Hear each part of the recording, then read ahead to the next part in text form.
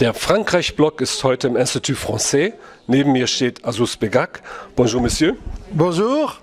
Vous étiez ministre délégué à la promotion de l'égalité des chances, une charge que vous avez exercée de 2005 à 2007, sous le Premier ministre Dominique de Villepin. C'est exact, c'était une charge très difficile parce que j'étais un ministre de la société civile.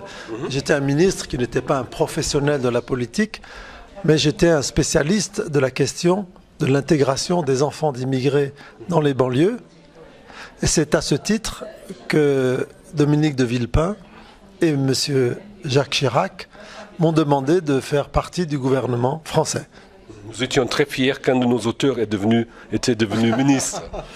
Nous allons tout de suite voir le film Le Gond de Chabat. Et je voudrais vous demander le livre que vous avez écrit, avant le film bien sûr.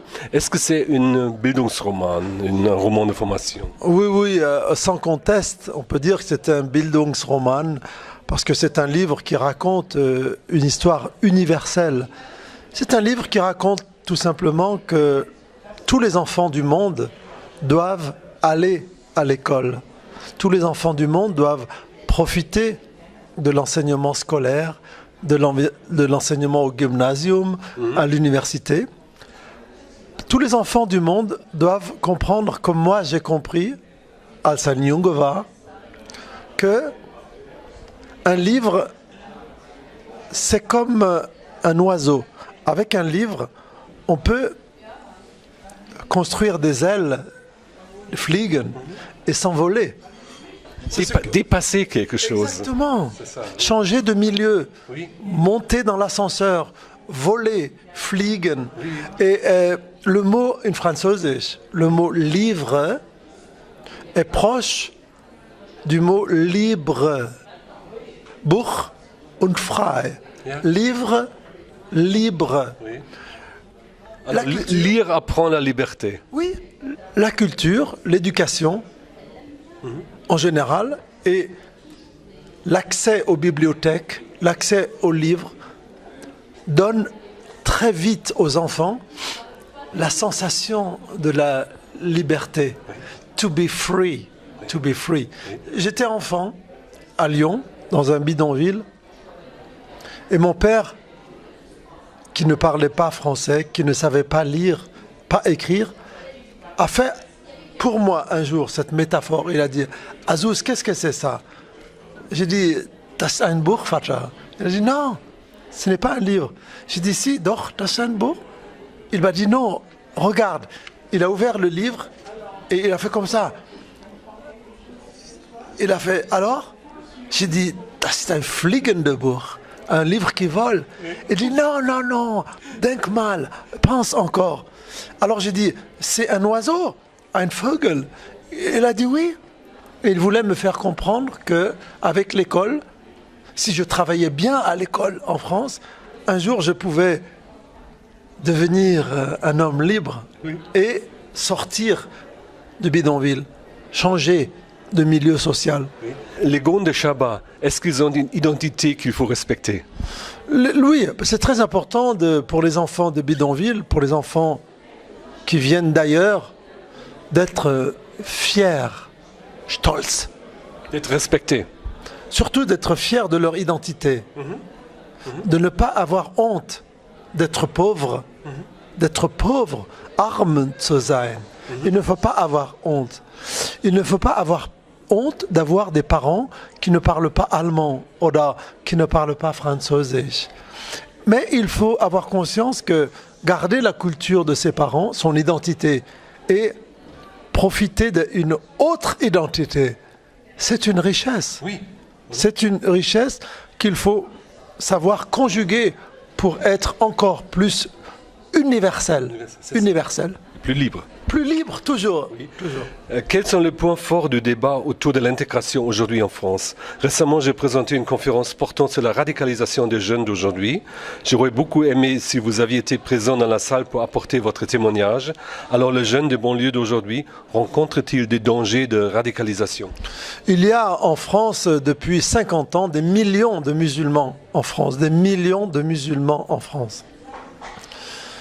Je dirais aujourd'hui, les musulmans de France représentent 15% de la population française, c'est-à-dire à peu près 10 millions de Il y a personnes. l'étude de l'Institut de Montaigne, n'est-ce pas? Je ne crois pas à cette étude. Le nombre de musulmans est beaucoup plus important. D'accord. Mais il y a aujourd'hui dans les prisons en France 50% de musulmans, minimum. Ça change un peu le résultat de l'étude Montaigne, n'est-ce Oui, c'est une observation que j'ai faite personnellement parce que je suis allé en tant que Schriftsteller, en tant qu'écrivain, dans de très nombreuses prisons en France invitées.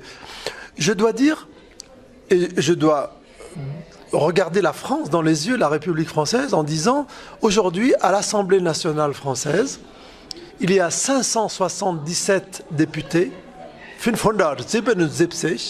577 députés, il y a seulement 2 députés qui sont issus de l'immigration maghrébine musulmane. 2 sur 577. Si vous allez au Sénat en France, vous allez voir que sur 348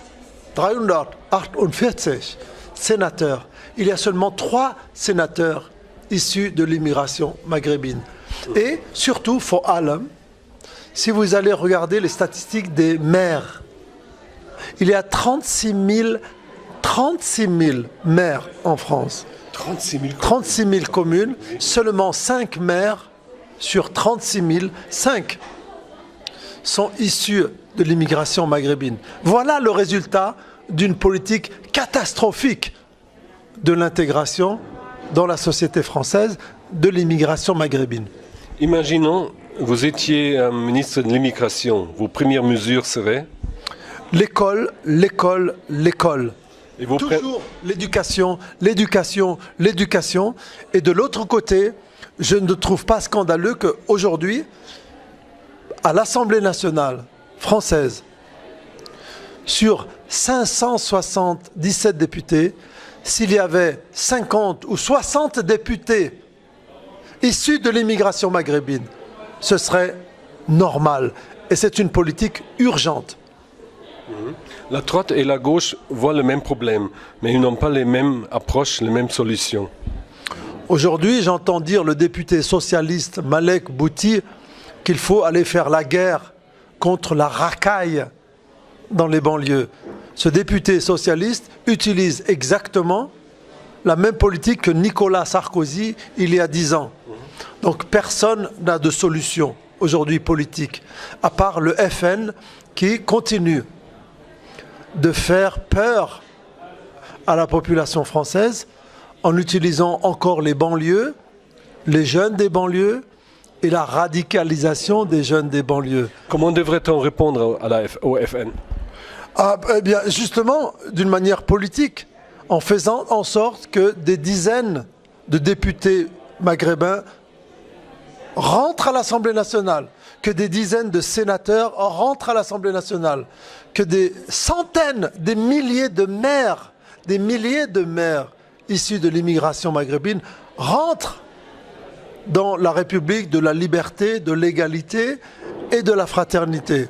Ce n'est plus le temps des blablas maintenant. Nous allons voir dans 6 mois, lors des élections présidentielles françaises, si les gouvernements et les candidats à l'élection sont capables d'avoir cette volonté politique, c'est-à-dire d'ouvrir la République française à sa diversité. C'est ça le défi le plus important aujourd'hui. C'est fini les discours, c'est le défi. Est-ce que oui ou non, la France est une république de diversité? Si oui, il faut la montrer dans 6 mois.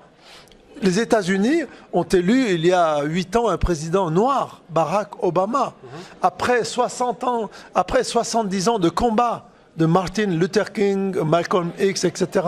Nous aussi, en France, nous pouvons montrer qu'un président issu d'une immigration africaine ou maghrébine peut être un président de la République française parce que être français, aujourd'hui, c'est partager un certain nombre de valeurs démocratiques, de valeurs liées à l'éducation en particulier, de valeurs de liberté, de valeurs de fraternité plutôt que droit de l'homme. Et ça, si la France montrait aujourd'hui qu'elle est capable d'élire à la présidence de la République ou un Premier ministre ou un ministre des Affaires étrangères issu de l'immigration, alors là, on pourrait dire le changement en France a vraiment commencé. Vive la République, vive la France, vive l'Allemagne. Merci bien, Monsieur le ministre.